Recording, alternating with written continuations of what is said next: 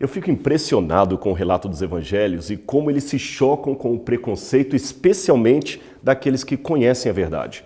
A Bíblia deixa claro que o Deus de Israel era o verdadeiro Deus, mas que aqueles que receberam o privilégio dessa revelação deveriam ser os servos dos demais e não aqueles que os rejeitavam. Um dos episódios que vai justamente contra essa xenofobia religiosa é a cura do servo de um centurião romano que morava em Cafarnaum. Isso está em Mateus capítulo 8, versos 5 a 13 e Lucas capítulo 7, verso 1 a 10.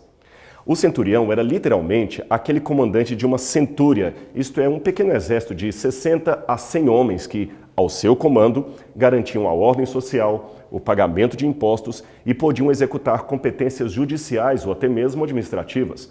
Era, portanto, um homem muito importante. Mas agora veja a lição de humildade deste homem que nem era um filho de Abraão. Em Mateus, ele se dirige a Jesus implorando, mas Lucas esclarece que antes disto, ele pediu a alguns judeus que intercedessem por ele junto a Jesus porque ele não queria incomodar o mestre.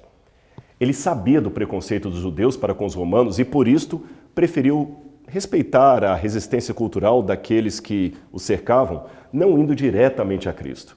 Somente depois que Jesus falou que o receberia, é que ele então foi com o seu pedido. E o que ele pediu? Pelo seu empregado. Já pensou? Quando Jesus então disse que iria à sua casa, ele talvez vendo o olhar repressor dos outros, falou: "Não, Senhor, eu sou romano e pela lei dos judeus eu não sou digno que o Senhor entre em minha casa. Mas veja, eu dou uma ordem à distância e os meus servos obedecem, mesmo que eu não esteja presente fisicamente ali. Se o Senhor fizer o mesmo, o meu empregado ficará curado." E assim foi. Que fé, não é mesmo? Até Jesus se admirou com aquele ato de fé. Eu fico vendo o exemplo deste homem e fico imaginando quantas pessoas realmente importantes que conheço, mas que têm um grau de humildade tão grande, de solidariedade, que eu diria que são atos dignos do aplauso do céu. Outros, no entanto, têm tão pouco, mas se sentem tão tudo. Entende o que eu quero dizer? Sabe, o apreço e o interesse daqueles que estão abaixo de nós poderá ser muitas vezes o que nos salvará em momentos difíceis da vida. Você deve conhecer aquela história da mulher que ofereceu um copo de leite a um aluno faminto e depois de anos foi submetida a uma cirurgia muito cara e não tendo com o que pagar, se desesperou assim que recebeu alta. Porém, qual foi a sua surpresa ao receber um extrato do hospital com a nota "custo total já pago, valor um copo de leite"? Aquele aluno que ela ajudou tornou-se o diretor clínico daquele hospital.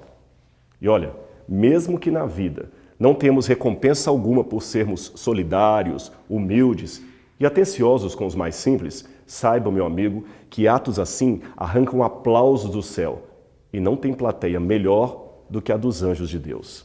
Este é o reconhecimento que vale a pena procurar.